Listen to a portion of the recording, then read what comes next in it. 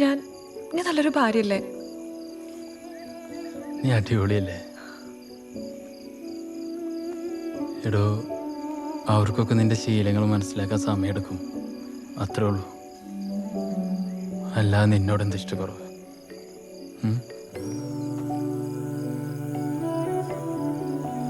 Sorry.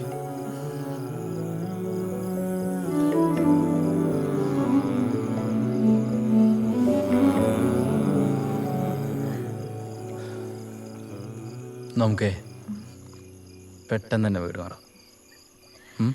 നമുക്ക് പതിയെ മാറിയാൽ മതി.